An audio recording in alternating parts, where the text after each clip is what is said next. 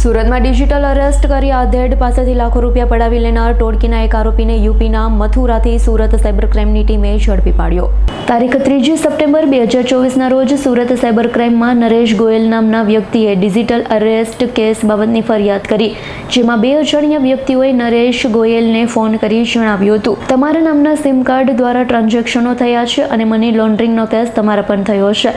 આ જણાવી Naresh ગોયલને digital arrest કરી બળજબરીપૂર્વક અલગ-અલગ બેંક એકાઉન્ટમાં કુલ 7 લાખથી વધુની રકમ ટ્રાન્સફર કરાવી લીધી. આ બાબતની ફરિયાદ નોંધાતા સાયબર ક્રાઇમ સુરતે તપાસ હાથ ધરી ગુનામાં સંડોવાયેલા 2 ઇસમોને યુપીના મથુરાના ગોવર્ધન તાલુકાના મગોરા ગામેથી ઝડપી પાડ્યા. સંતોષ સિંહ, હાકિમ સિંહ બદનશીબ તથા બીજો પુષ્પેન્દ્ર ગોલા, નૈમેશ ચૌધરી સહિત 3ને પકડી પાડી તેમની પાસેથી 8 લાખ રૂપિયાની રકમ બેંકમાંથી સીઝ કરી સુરત લાવી સાયબર ક્રાઇમ સુરતનો ગુનો ઉકેલી કાઢ્યો છે. પોલીસ કમિશનર સર સુરત શહેરની સૂચના અનુસાર cyber crime cell Surat city દ્વારા ખાસ કરીને ડિજિટલ અરેસ્ટના જે કેસીસનો ભોગ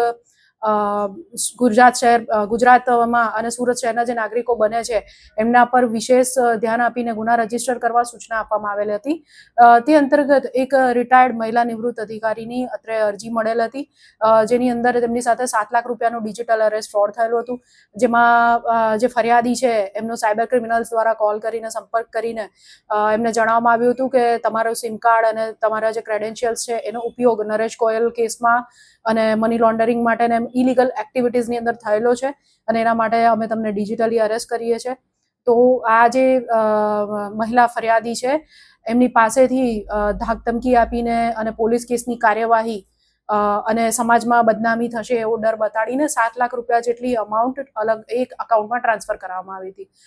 સાયબર ક્રાઇમ સેલને આ ફરિયાદ મળતા અત્રે ગુનો રજીસ્ટર કરીને ટેકનિકલ વર્ક ચાલુ કરવામાં આવ્યું હતું, જેમાં જણાઈ આવ્યું કે આ જે 7 લાખ રૂપિયામાંથી એક અકાઉન્ટ મથુરા યુપીનું છે, જેની અંદર 4 લાખ રૂપિયા જેટલી અમાઉન્ટ ગયેલી છે અને ત્યારબાદ ત્યાંથી પૈસા વિડ્રો થઈ ગયા છે. જેથી સાયબર સેલની જે ટીમ છે એમણે ટેકનિકલ વર્ક અને સારું ઇન્વેસ્ટિગેશન કરીને અને મંજૂરી મેળવી યુપી મથુરા ખાતે જઈ આરોપી સંતોષ સિંહ, હાકિમ સિંહ, બદનસિંહને ધરપકડ કરી છે. સદર આરોપીએ પોતાનું અકાઉન્ટ જે છે એ પોતાના મિત્ર ઓળખીતાને આગળ કમિશન ઉપર ભાડે આપેલું હતું અને એકાઉન્ટમાં જે સાયબર ક્રાઇમના પૈસા એનામાં આવ્યા એ અન્ય આરોપીઓને સાથે લઈને એટીએમમાં જાતે ઉપાડા ગયેલા ને ઉપાડીને પૈસા આગળ આપેલા છે.